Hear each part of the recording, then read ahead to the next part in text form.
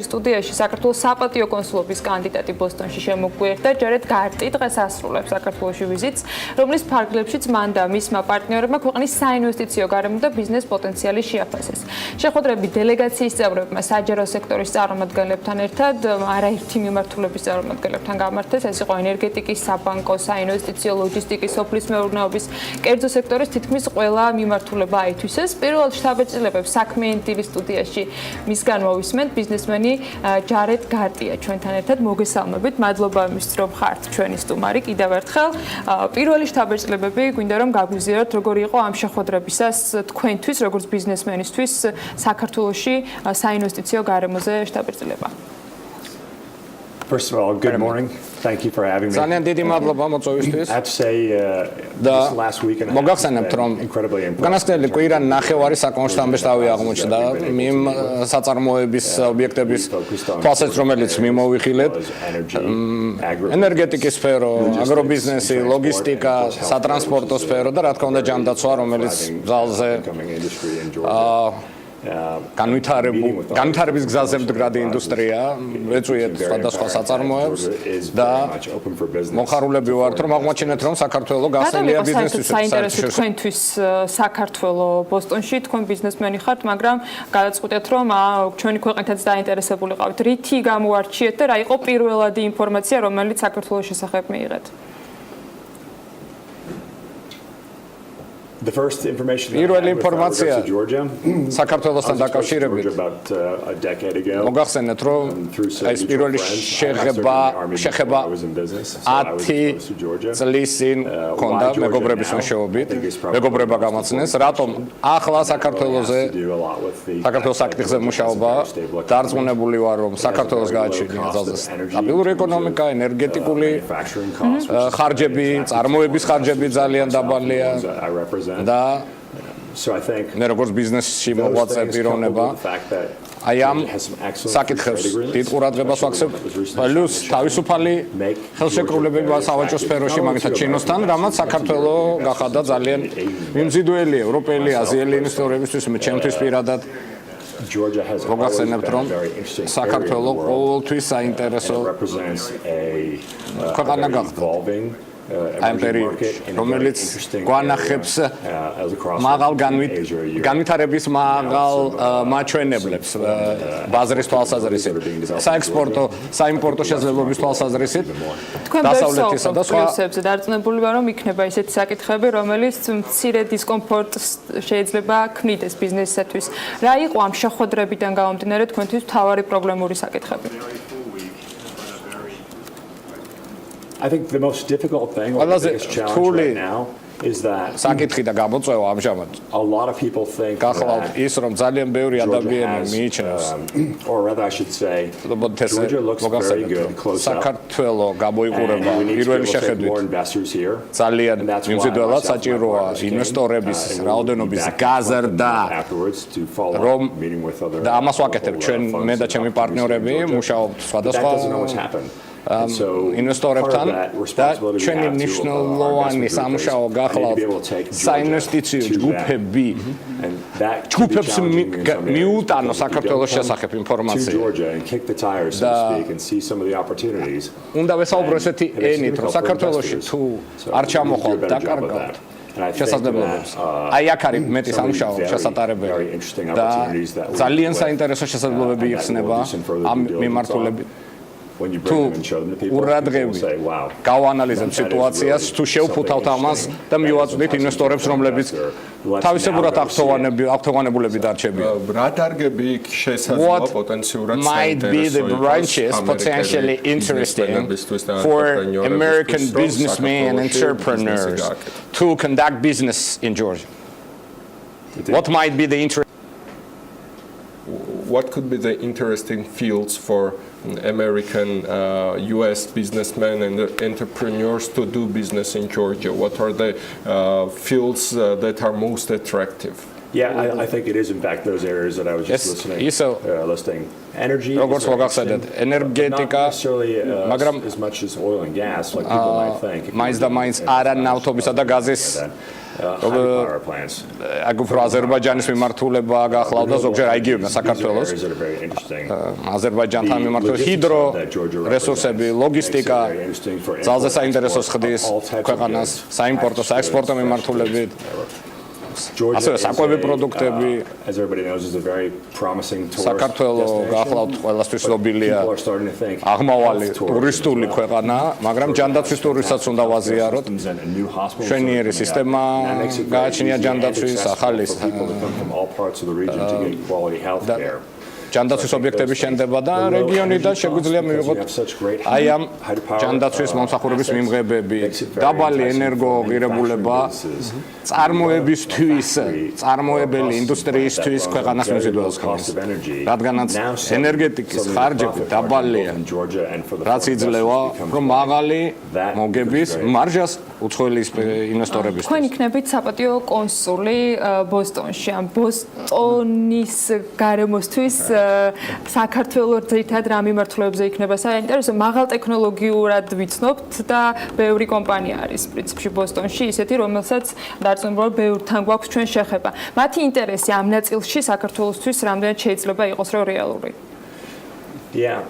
So I'm from Boston. მე ბოსტონიდან გახლავართ, იმიტომ მიყვარს ძალზე ეს ქალაქი. I served in the army, which we partnered with Georgia, and that was my first kind of exposure. ფაქტიურად შეიძლება ითქვას, რომ სამხედრო სამსახურში ყოფნისას მეგობრებისგან გავიგე საქართველოს შესახებ და შემდეგ უკვე ჩაუღრმავდი სხვადასხვა მიმართულებებს, ასევე ბიზნეს ინტერესს დიახ მე მიმუშავებ საპატიო კონსულის თანამდებობაზე.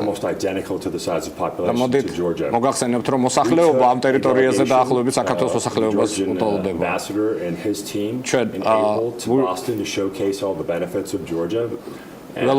We met with so many businesses. ჩვენ ჩავატარეთ საქართველოს ელჩის ვიზიტი ბოსტონში, საქართველოს ელჩის მისი წარმომადგენლების.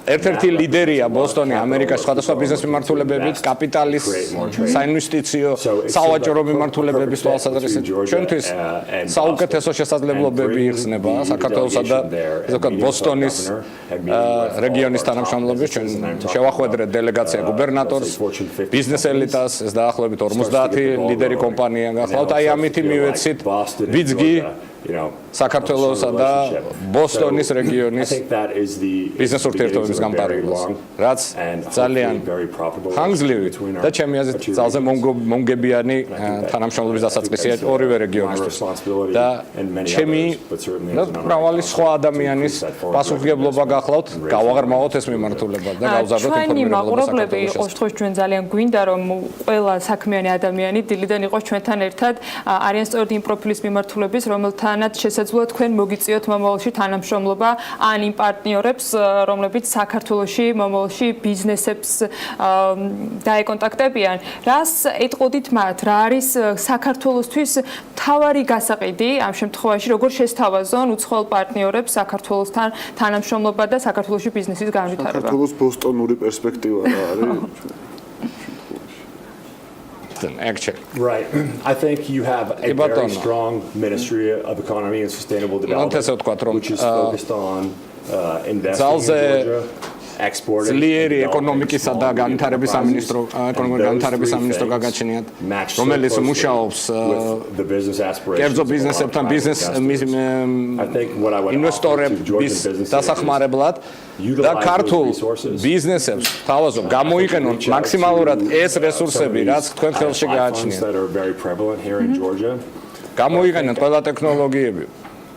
რაზეც ხელი მიგეწოდება, მაგრამ როგორ უნდა გახვიდეთ გარეთ, როგორ უნდა აწიოთ ინფორმირებულობის დონე.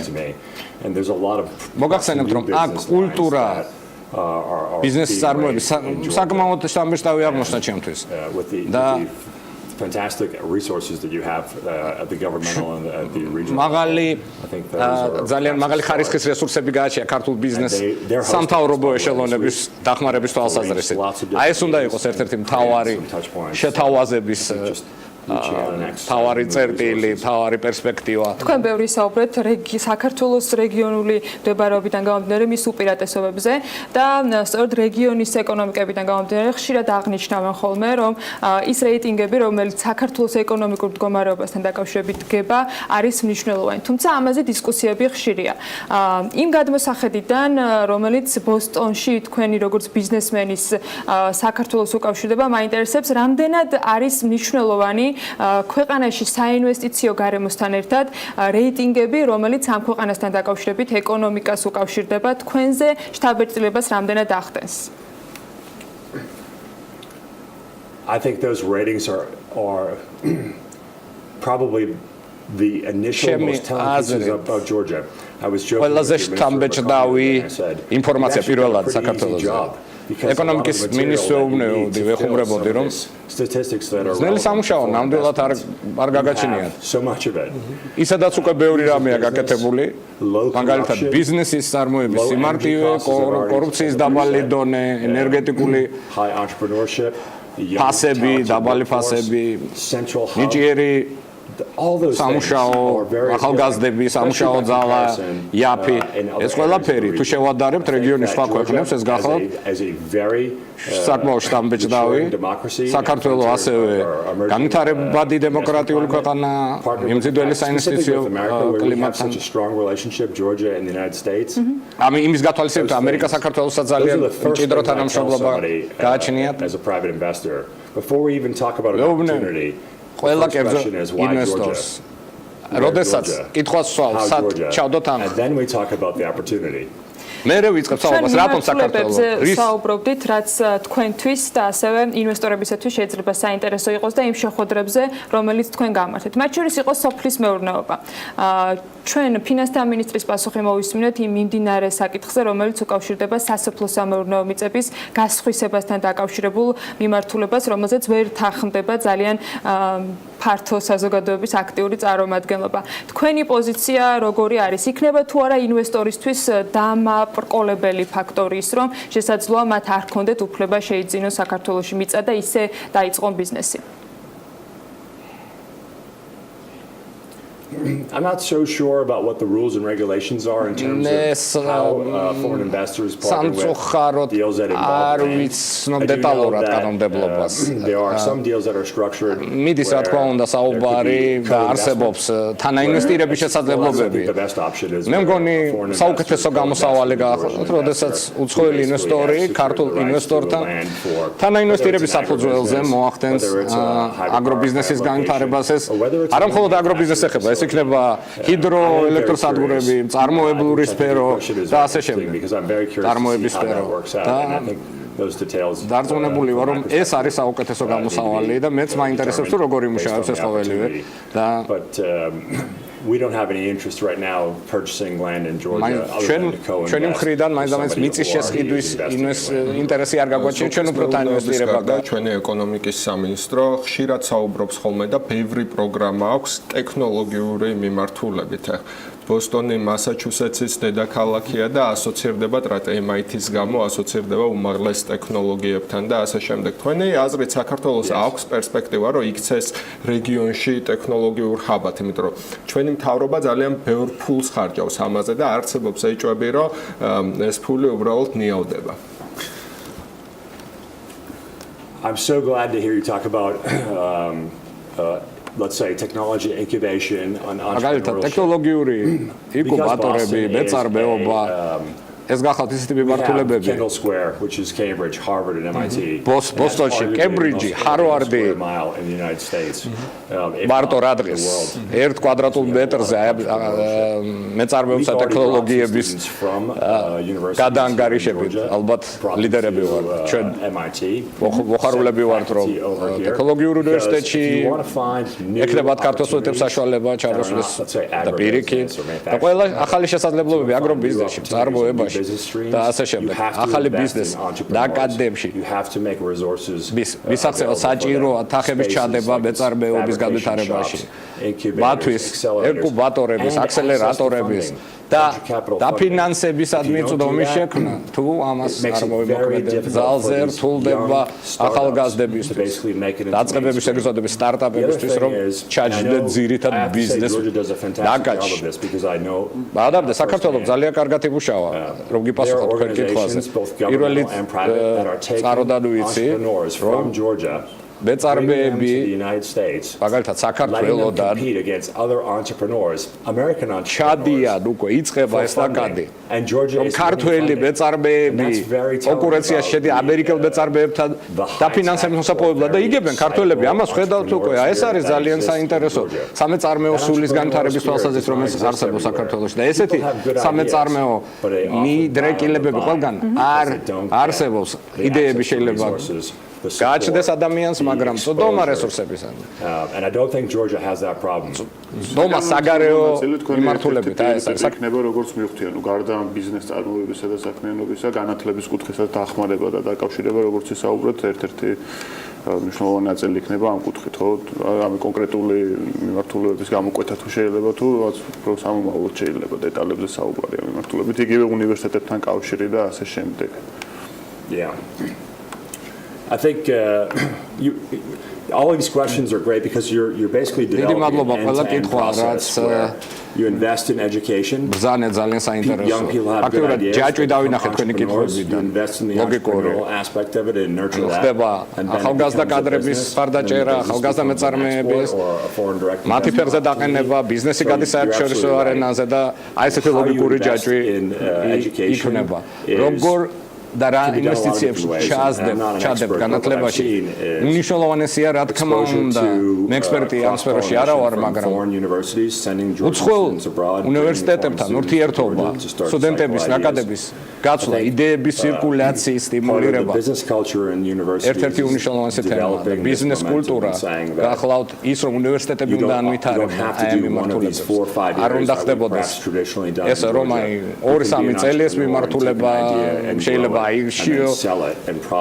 არა, შენ მეწარმე უნდა გახდე. აი ამ კულტურის სტიმულირება ეს შენი მოწოდება, შენი მთელი ცხოვრება უნდა მიმდინარეობდეს და საქართველოში მაგალითად რაც ვნახე სასწავლო პროგრამები ზუსტად აი ამაზე ხდება მათი მორგება. დარწმუნებული ვარ კიდევ ბევრ საინტერესო სიახლეს გავიგებთ თქვენგან მე წარმატებას გისურვებთ უკვე საპატიო კონსულის რანგში ბოსტონში. მადლობა თქვენ სტუმრობისათვის და მადლობა საინტერესო ინფორმაციებისათვის რომელიც მოგაწოდეთ.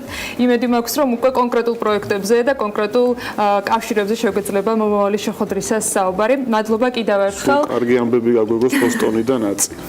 და საქართველოდანაც მივგაწოდებინა ჯარეტ გარტი ბოსტონში საქართველოს საპატიო კონსულობის კანდიდატი ბიზნესმენი გტუმრობდა საქმიან დილაში და სანამ ჩვენ მას გავაცილებთ მადლობა მინდა უთხრა გოგა ასკურავას დახმარებისთვის.